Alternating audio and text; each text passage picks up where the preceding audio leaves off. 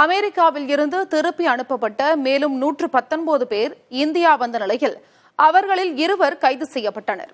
தாங்கள் கை விலங்கிடப்பட்டு அழைத்து வரப்பட்டதாக திரும்பி வந்தவர்களில் ஒருவர் தெரிவித்துள்ளார்.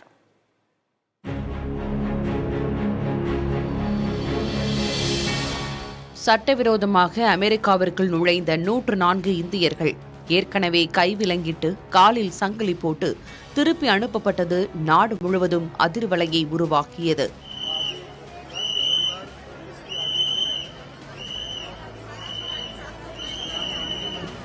தற்போது மேலும் 119 நபர்கள் அதே வழியில் அமெரிக்காவில் திருப்பி அனுப்பப்பட்டுள்ளனர். 119 நபர்களுடன் அமெரிக்க போர் விமானம் சனிக்கிழமை நள்ளிரவு 12 மணியளவில் பஞ்சாப் மாநிலம் அமிர்தசரஸில் தரையிறங்கியது. இறங்கியவர்களில் பஞ்சாப், ஹரியானா ஆகிய மாநிலங்களைச் சேர்ந்தவர்களே அதிகம் இருந்த நிலையில் அவர்கள் காவல்துறை வாகனம் மூலம் திருப்பி அனுப்பப்பட்டனர்.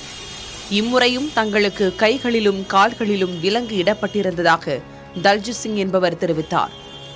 முதல் முறை வந்தவர்கள் கைகளில் விலங்கும் கால்களில் சங்கிலியும் கட்டப்பட்டு அழைத்து வரப்பட்டது நாடெங்கும் கொந்தளிப்பை ஏற்படுத்திய நிலையில் தற்போதும் அதே நடைமுறையை தொடர்ந்துள்ளது.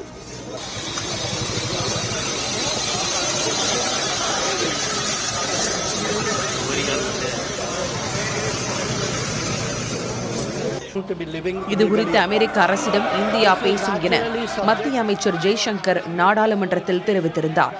ஆனால் அமெரிக்க அதிபர் டொனால்டு டிரம்பை பிரதமர் நரேந்திர மோடி நேரில் சந்தித்து திரும்பிய சில நாட்களிலேயே 100க்கும் மேற்பட்ட இந்தியர்கள் திருப்பி அனுப்பப்பட்டுள்ளதை எதிர்க்கட்சிகளை கேள்விக்குள்ளாக்கியுள்ளன.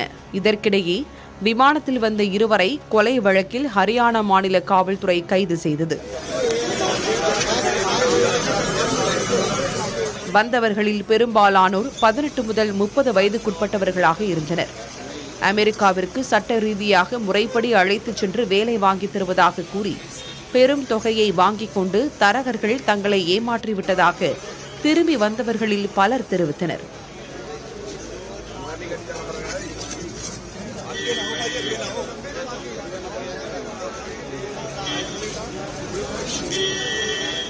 விளை நிலங்களையும் வீடுகளையும் கால்நடைகளையும் விற்று பணம் திரட்டி தரகருக்கு கொடுத்ததாக திரும்பி வந்தவர்களின் குடும்பத்தினர் தெரிவித்தனர்.